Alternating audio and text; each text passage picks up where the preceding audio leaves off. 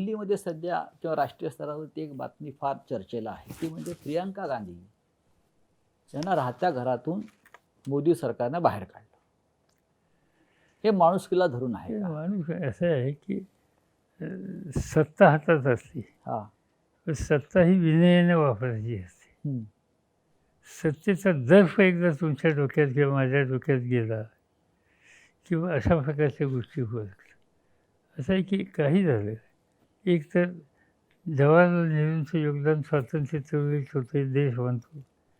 त्यांनी देशाचं लोकशाहीच्या वर्गाने देश न्यायचा रस्ता आपल्याकडे भक्कम केला, हा योगदान आहे. त्यांच्या कन्या इंदिरा गांधी देशाच्यासाठी बलिदान दिलं. त्यांचे चिरंजीव राजीव गांधी त्यांनी देशासाठी बलिदान दिलं. म्हणजे एका कुटुंबात देशाच्यासाठी बलिदान देणारे 2-2 लोक आणि त्याच्या आधीच्या पिढीने सबंध आयुष्य देशासाठी दिलं.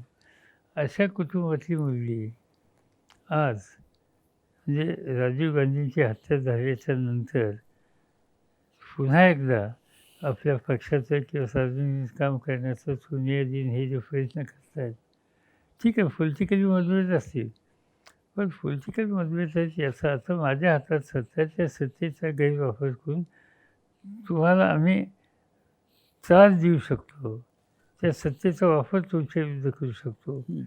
हे याच्यात काही शहाणपणा नाही. काय एका फॉरवर्ड प्राईम मिनिस्टरच्या मुलीला दिलेलं घर तुम्ही काढून घेतलं आणि त्यांना आता कुठे जाऊन लखनौला तिला राहायची वेळ आणता. मला स्वतःला ह्याच्यात पटत.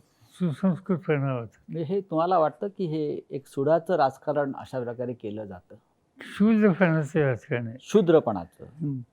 कारण ममता बॅनर्जींचा आरोप नेहमी असतो आणि असे अनेक नेते असतील की मोदी सरकार आमच्याशी कायम सुडानं वागत आहे. म्हणजे ज्या विचारांची त्यांच्या विचारांची राज्य किंवा सरकार ज्या राज्यात नाहीत त्यांच्याशी नीट वागायचं नाही किंवा त्यांना त्रास द्यायचा, विरोधी पक्षाची सरकार टिकू द्यायची नाही, फोडाफोडी करायची, याचं ताजं उदाहरण म्हणजे मध्य प्रदेश आहे. तर हे अशा प्रकारे ज्याला सत्तेचा गैरवापर आपण म्हणतो तो होतोय का विरोधकांची सरकार अस्थिर करण्यासाठी? म्हणजे मी असं बघितलं आहे की मनमोहन सिंगाच्या सरकारमध्ये मी होतो. मनमोहन सिंगाचं सरकार असताना मोदी साहेब हे गुजरातचे मुख्यमंत्री होते आणि त्यावेळेस काही राज्य ही भाजपकडे होती. अनेकदा आम्ही असं बघायचो, मुख्यमंत्र्यांची परिषद असेल तर सगळे मुख्यमंत्र्यांची, तर त्याच्या आदल्या दिवशी किंवा आणखीन आधी 2-3 दिवस यांची वेगळी बैठक असायची. मी समजू शकतो त्या पक्षाच्या लोकांच्या त्यांच्या सरकारच्या मुख्यमंत्र्यांनी वेगळी बैठक घेतली, पण त्या बैठकीचं नेतृत्व मोदी साहेबांच्याकडे असायचं आणि त्या बैठकीमधलं त्यांचं भाषण इतकं कठोर असायचं मनमोहन सिंगांच्याबद्दलचं की काही विचारू नका. आणि नंतर मग मिटिंगला यायचं आणि काय त्यांची प्रश्न मांडायची, तो त्यांचा अधिकार आहे, त्याच्याबद्दल माझं काही म्हणणं नाही. पण देशाच्या प्रधानमंत्र्यांच्याबद्दल राज्याचा एक मुख्यमंत्री इतकी टोकाची भूमिका मांडतो, यावेळी त्याच वेळेला पहिल्यांदा पाहिलं. याच्या आधी कधी घडत नव्हतं. आज याच्या उलट परिस्थिती आहे.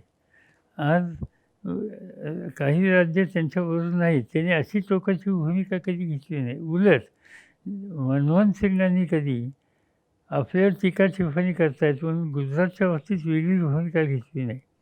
मी शेती खात्याचा मंत्री होतो, मला सतत सगळ्या राज्यात जायला लागायचं उत्पादन वाढवायला आणि मी गुजरातमध्ये सुद्धा बराच त्यावेळी फिरलो. मोदी साहेबांच्या बरोबर मी गुजरातमध्ये फिरलो, तिथलं शेतीचं उत्पादन वाढवायला अनेक योजना राबवल्या. त्यावेळेला काँग्रेसमधल्या काही मंत्र्यांनी आमच्या मंत्रिमंडळात टीका केली की मोदी एवढ्या टीका करतात आणि आपले शेतीमंत्री त्यांच्याकडे जाऊन सगळ्या मदती करतात. तेव्हा मनमोहन सिंगांनी मिटिंगमध्ये सांगितलं की गुजरात हा या देशाचा भाग आहे, आपण सगळ्या हिंदुस्थानच्या सगळ्या राज्याच्या हिताची जपणूक करण्यासाठी इथं बसतो आहे, त्यामुळे पवारसाहेब जे करतात ते योग्य आहे आणि त्यांनी हे केलं पाहिजे. हे धोरण आणि आज आम्ही हे बघतो आहे की ह्याचं सरकार फार आता राजस्थानच्या सरकारमध्ये आणखीन काही करता येईल का या सगळ्या चर्चा आहेत. पण याच्यामध्ये आपल्या राज्याचा नंबर येईल असं वाटतंय का, महाराष्ट्राचा? तर ते बोलतात, अनेकदा बोलतात. म्हणजे काही लोक बोलतात त्यांच्या पक्षातले, आता त्या पक्षातले जे बोलतात त्यांना जनमानसात किती किंमत आहे आणि तिथे किती किंमत आहे मला माहिती कारण नाही, पण ते बोलतात. पुलतचं सरकार सुद्धा नंतर बरखास्त केलं की तुम्ही वेगळ्या विचाराचे होता. ते इंदिरा गांधींनी सगळी सरकार बरखास्त हा केली हा आणि त्याचं कारण दाखवलं. हम्म, त्याचं काय झालं, त्याच्यानंतर 80ची निवडणूक हम्म. झाली हम्म. आणि तिथं काँग्रेसची सत्ता सगळीकडे आली. जिथं विरोधी सरकार होती तिथंही काँग्रेसची मेजॉरिटी. म्हणून हा लोकांचा कौल आहे असं सांगून इंदिरा गांधींनी ती सगळी सरकारं बरखास्त केली. आज तशी स्थिती नाही आहे. हे ऑपरेशन कमळ काय आहे? ऑपरेशन कमळ याचा अर्थ सरळ सत्तेचा गैरवापर करून लोकांनी निर्वात केलेली सरकारं हम्म. ही दुबळी करणं, डिस्टॅबिलाईज करणं आणि त्याच्यासाठी केंद्राच्या सत्तेचा पुरेपूर गैरवापर करणं. कारण महाराष्ट्रामध्ये ऑक्टोबर महिन्यामध्ये ऑपरेशन कमळ होईल असं सातत्यानं पसरवलं जात आहे. पहिल्यांदा 3 महिन्यात सांगत होते, हा. नंतर आता 6 महिने झाले. हम्म. आता 6 महिने झाले, त्यानंतर सप्टेंबरचा वायदा आहे. काही लोक ऑक्टोबरचा करतात. माझी खात्री आहे की 5 वर्ष हे सरकार उत्तम रीतीने राज्याचा कारभार करेल आणि काही ऑपरेशन कमळ असो नाही तर आणखीन काय असो, याचा काही परिणाम उद्धव ठाकरेंच्या सरकारवर होणार नाही. होणार नाही. देवेंद्र फडणवीस यांनी 2 गंभीर आरोप आपल्यावरती केले मधल्या काळामध्ये, किंवा ते म्हणतात गौप्यस्फोट आहेत. त्यात पहिलं त्यांनी एक जो आरोप केलेला आहे एका मुलाखतीमध्ये अलीकडच्या, की 2014 साली तुम्हाला भाजपबरोबर सरकार बनवायचं होतं.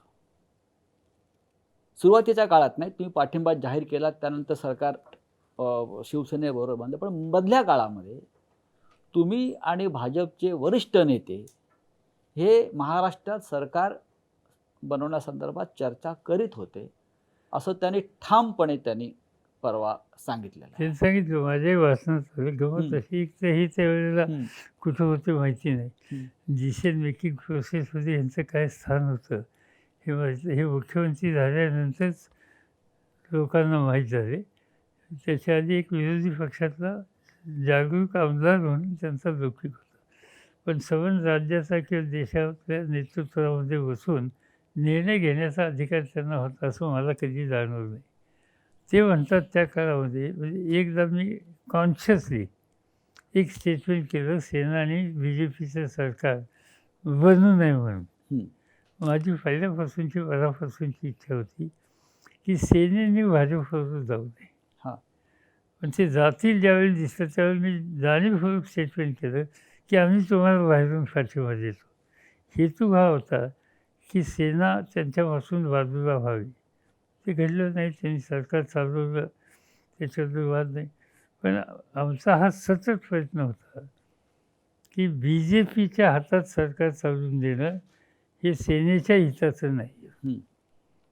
ज्या दिल्लीची सत्ता त्यांच्या हातात, राज्यातली सत्ता त्यांच्या म्हणजे मुख्यमंत्री त्यांच्या हातात, यामुळं सेना किंवा अन्य पक्षांना ते लोकशाहीमध्ये त्या पक्षाचं काम करण्याचा अधिकार आहे हेच मान्य त्यांना नाही.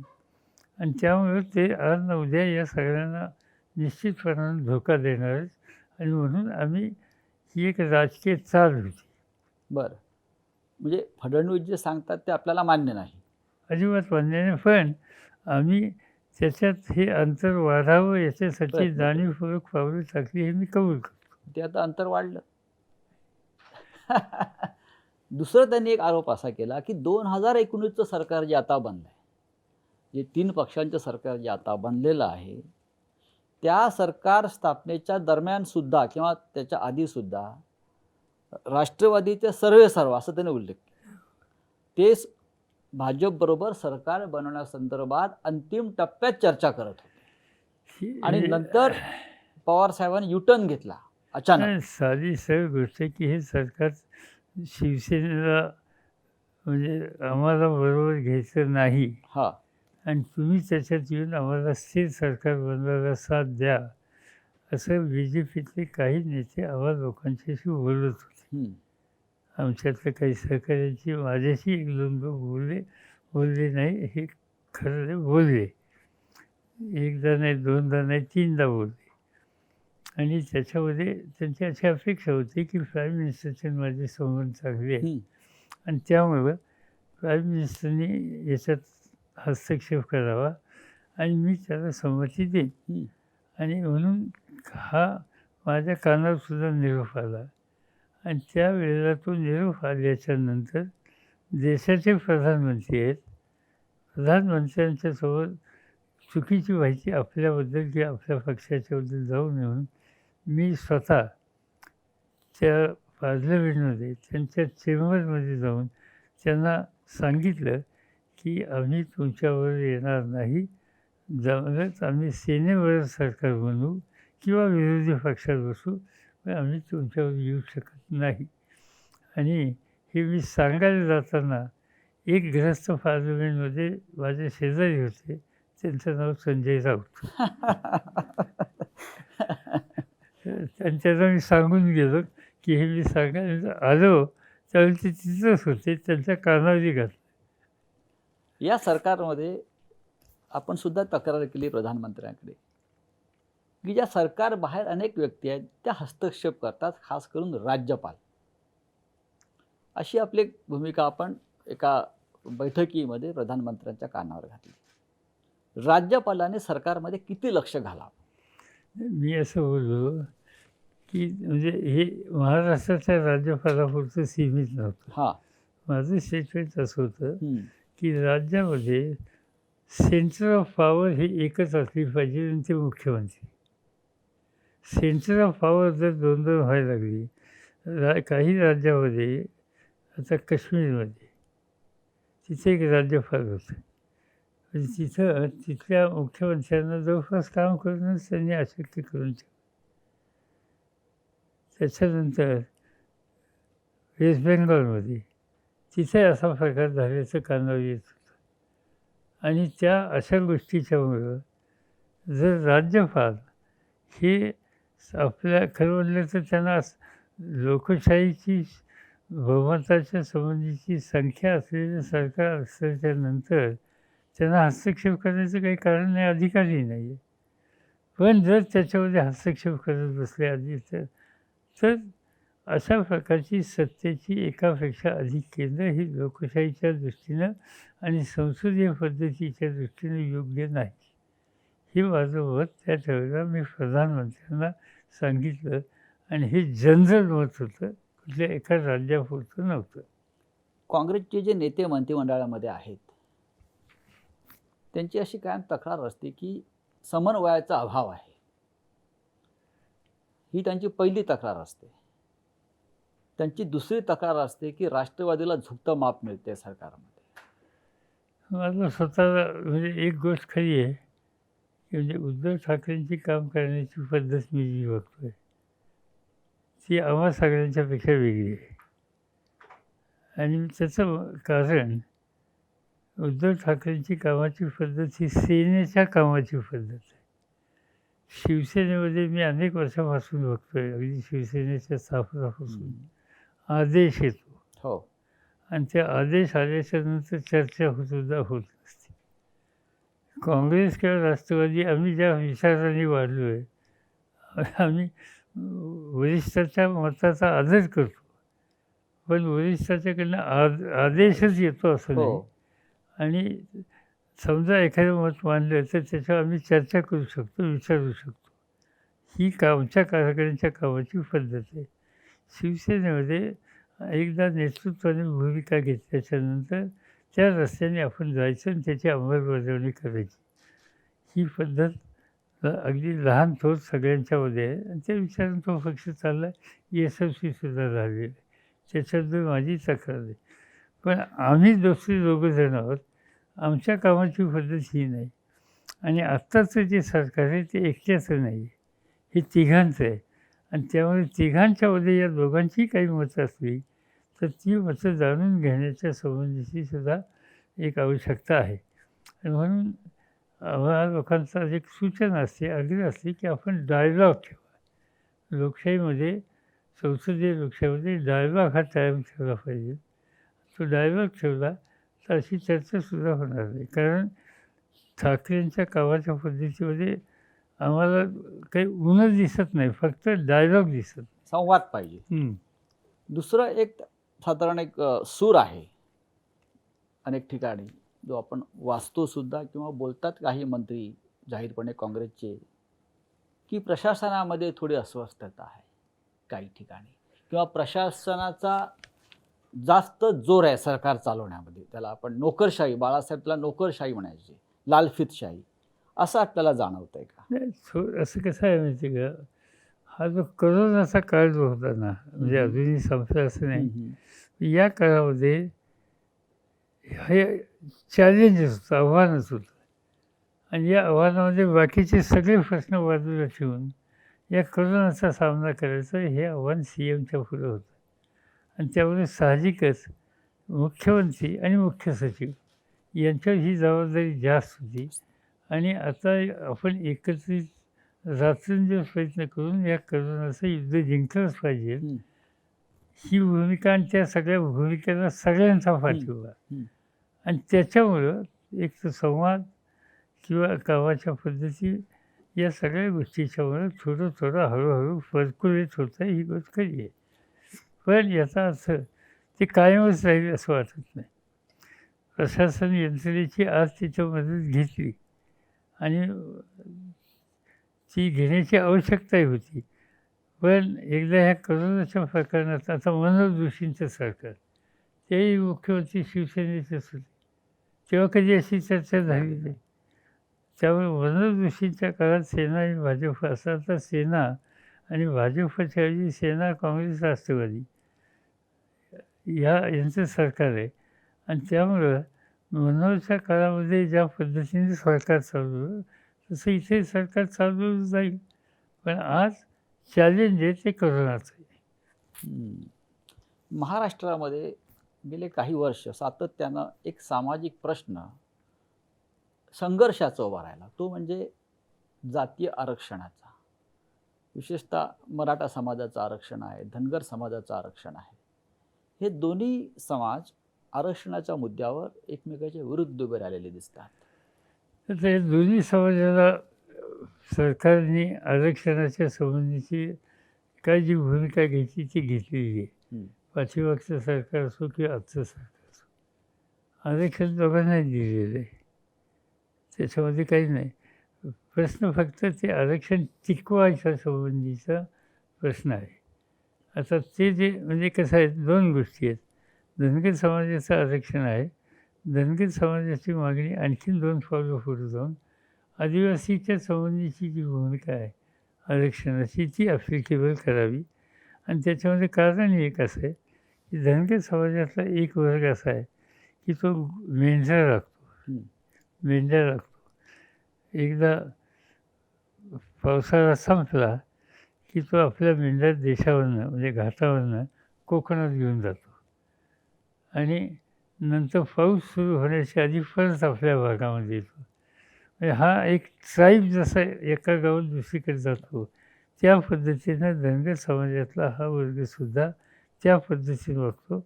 आणि त्यामुळं एका दृष्टीनं हे आदिवासींचं, कारण तिथं घरदार नसतं, निवारा नसतो, जसं जसं हिरवेपणा खायला मिळेल तसं तसं पुढं जात असतो.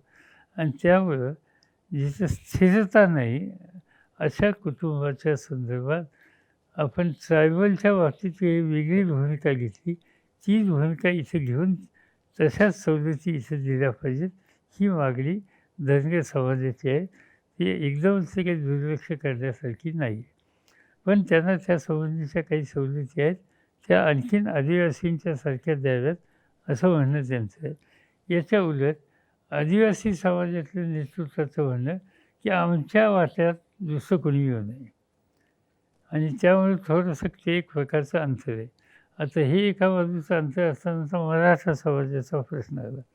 आणि मराठा समाजामध्ये बहुसंख्य लोक जे शेती करतात, नोकरी करतात, शेतमजूर म्हणून काम करणारा वर्ग आहे. महाराष्ट्रातली शेती म्हणलं तर जवळपास 80% शेती ही झिराई शेती आहे. पावसाचा आता यंदा पाऊस चांगला आहे, चांगली गोष्ट आहे. पाऊस नाही पडला तर सवन शेती अर्थव्यवस्था उद्ध्वस्त होते आणि त्याच्यात हा जगणारा वर्ग सवन एकदम तो उद्ध्वस्त होतो. म्हणून या वर्गाला काही सवलती दिल्या पाहिजे ही मागणी होती. काही प्रमाणाच्या सवलती दिल्यात. आता त्या सवलतीच्या विरुद्ध काही लोक कोर्टात गेले. तो मामला सुप्रीम कोर्टात आज उद्या आहे. आता महाराष्ट्र सरकारने, उद्धव ठाकरे सरकारने देशातले उत्तमात उत्तम वकील तिथं आता त्यांनी दिलेत आणि हा जो सरकारचा जो निर्णय आहे तो टिकावा या दृष्टीने ते आता काळजी घेतात. कोर्ट काय ठरवेल ते आपण बघायचं. पण उद्या कोर्टाचा निकाल हा उलटा-सुलटा गेला तर ज्या आता मुलांना सवलती मिळतात शिक्षणातल्या, नोकरीच्या त्याही जातील ह्याची चिंता आहे आणि त्याच्यामुळं याबद्दलचा एक आग्रह आहे. संपूर्ण देशामध्ये विरोधी पक्षला फार जाग आलेली दिसत नाही आहे. अनेक प्रश्नावरती विरोधी पक्ष हा विखुरलेला आहे. खरं म्हणजे विरोधी पक्षाची भूमिका लोकशाहीमध्ये फार महत्त्वाची. आपण सुद्धा विरोधी पक्ष नेते होता, राज्यामध्ये होता, पार्लमेंटला आपण विरोधी पक्ष नेते पदाची जबाबदारी सांभाळली. हा विरोधी पक्ष भविष्यामध्ये एकत्र येऊन काही देशासमोर एक चांगलं काम, जसा जनता पक्षाच्या काळामध्ये जनता पक्ष निर्माण झाला आणि एक आव्हान उभं राहिलं होतं, अशी आपल्याला काही शक्यता वाटते का भविष्यामध्ये? मला स्वतःला असं वाटतं की आता एक कोरोनाचं संकट एकदा कमी झालं आणि पार्लमेंट सुरू झालं तर आज देशातल्या विविध राजकीय पक्षाच्या नेत्यांच्यामध्ये एक भावना अशी आहे की आपण एकत्र बसलं पाहिजे. आपण एकत्र बसून एक निश्चित कार्यक्रम करून आज देशवासियांच्या समोर एक पर्याय दिला पाहिजे आणि तो पर्याय देण्याच्याबद्दलची कुवत आजच्या विरोधी पक्षांच्यात त्यांच्या ऐक्यात निश्चित आहे. पण सगळंच लक्ष कोरोनाकडे डायव्हर्ट झाल्यामुळं आज हे काम थांबलेलं आहे. ज्यावेळेला निवडणुका झाल्याच्या नंतर कोरोनाचं संकट येण्याच्या पूर्वी देशातले विरोधी पक्षाचे लोक एकत्र दोनदा बसले, चर्चा केल्या, काही गोष्टी धोरणं ठरवायच्या बाबतीचा विचार केला आणि नंतर सगळं हे चित्र बदललं या रोगामुळे. पण माझी खात्री आहे की एकदा पार्लमेंट सुरू झाल्याच्या नंतर देशातल्या सगळ्या विरोधी पक्षाच्या लोकांना एकत्र करणं याबद्दलची भूमिका घ्यावी लागेल. आपण पुढाकार घेणार आहात का त्यासाठी? माझ्यासारखी व्यक्ती त्याच्यात अधिक लक्ष देईल. मला या बाबतीत कमीपणा नाही कुणालाही भेटायला आणि सगळ्यांना भेटून आपण एका विचाराने आज पर्याय देऊ शकलो तर ते देणं ही राष्ट्रीय गरज आहे आणि ती राष्ट्रीय गरज पूर्ण करण्यासाठी कशाची अपेक्षा न करता मी आणि आणखी अनेक आमचे सहकारी या बाबतीत या विचाराचे आहेत आणि त्याची अंमलबजावणी आम्ही सुरू करू. शेवटचा प्रश्न आपल्याला विचारतो. महाराष्ट्रातला विरोधी पक्ष वेगळा आहे आणि राष्ट्रीय स्तरावरचा विरोधी पक्ष वेगळा आहे. आपण महाराष्ट्राच्या विधिमंडळामध्ये विरोधी पक्ष नेता म्हणून काम केलं आहे. महाराष्ट्रातल्या विरोधी पक्षाला फार मोठी परंपरा आहे. नेतृत्व जर आपण पाहिलं विरोधी पक्षाचं या राज्यामधलं, विधानसभा असेल, विधान परिषद असेल, आजच्या महाराष्ट्रातल्या विरोधी पक्षाला आपण काय सल्ला द्याल? असं आहे की विरोधी पक्षाचं म्हणजे एक तर विधान परिषदेचं विरोधी पक्षाचं जे सवन टीम आहे ती काही म्हणजे आपली जी जबाबदारी आहे त्या संबंधीचं इम्पॅक्ट करायला फार यशस्वी होते असं मला दिसत नाही. विधानसभेचं चित्र आहे. विधानसभेतले विरोधी पक्ष त्याचे कमीत कमी फिरत आहेत, बोलत आहेत, प्रश्न समजून घ्यायचा प्रयत्न करत आहेत, काही सांगतात. विरोधी पक्षाचं हे काम आहे बोलणं, टीका टिप्पणी करणं. सत्ताधारी पक्षाच्या धोरणं कुठे चुकत असतील तर त्याबद्दल त्यांचा बोलायचा अधिकार आहे आणि तो लोकशाही ज्यांना मान्य आहे त्यांनी मान्यच केला पाहिजे. पण त्याच्यामध्ये एक अक्कस आहे असं दिसता कामा नये. आज काय या ठिकाणी दिसतं आहे की एकेकाळी आजचे मुख्यमंत्री आणि त्यांचा पक्ष आणि विरोधी पक्षात असलेले लोक हे एकत्रित काम करणारे होते आणि आज ही एकत्रित काम करण्याची भूमिका आजच्या मुख्यमंत्र्यांच्या पक्षाने घेतली नाही. त्यामुळे आपल्या हातातली सत्ता गेली, याचं वैषम्य, याची अस्वस्थता ही विरोधी पक्षाच्या नेत्यांच्याकडून विधानसभेतल्या ही अजिबात गेलेली दिसत नाही. सत्ता येते आणि जाते. लोकांनी दिलेली जबाबदारी समर्थपणानं पार पाडायची असते. ज्या वेळेला सत्ता गेल्याच्या नंतर मी आता मुख्यमंत्री होतो, माझ्या मुख्यमंत्रीपद 80 साली गेल्याच्या नंतर मी विरोधी पक्षाचा नेता झालो. पण व्यक्तिगत माझा अनुभव असा आहे की मला विरोधी पक्षाचा नेता म्हणून काम करण्यात अधिक गंमत येत होती. त्याचं एक समाधान होतं. पण आज काय दिसतंय की विरोधी पक्ष नेता किंवा आज असं म्हणत असेल की मी मुख्यमंत्री असताना मुख्यमंत्रीपद माझं गेलं, त्यासंबंधीचं मला म्हणजे हे डायजेस्ट करायला मला वेळ लागला. म्हणजे सत्तेशिवाय मी चालू शकतो का नाही, असे जे प्रश्न लोक विचारतात त्याला आम्ही चालू शकत नाही असंच अप्रत्यक्षपणाने व्यक्त करण्यासारखं. आणि म्हणून मला स्वतः असं वाटतं की विरोधी पक्षाच्या नेत्याने आपण सत्ता हा आपला आत्ता रस्ता नाही. आपण कधी काही होत असेल, आज त्याचा यत्किंचित विचार करायचं कारण नाही. आज आपण विरोधी पक्षाचं नेतृत्व करण्याची जबाबदारी लोकांनी आपल्याला दिलेली ती आपण समर्थपणाने पार पाडली पाहिजे. आणि ती पार पाडण्याच्यासाठी पडेल ते कष्ट केले पाहिजे. आणि त्यासाठी सत्ता माझ्याकडे नाही हे मला डायजेस्ट करता येत नाही, विसरता येत नाही, ही भूमिका घेणं हिताचं. ठाकरे सरकारचं भविष्य काय? भविष्य हे सरकार 5 वर्ष चांगलं चालू ह्याच्याबद्दल माझ्या मनात शंका नाही. आणि अशी व्यवस्थित आम्ही काळजी घेतली तर पुढच्या निवडणुकासुद्धा एकत्रित लढू. पवारसाहेब, धन्यवाद. आपण इथे आलात आणि महाराष्ट्राच्या आणि देशातल्या मनातल्या अनेक प्रश्नांना आपण मोकळेपणानं उत्तरं दिलीत. धन्यवाद. नमस्कार.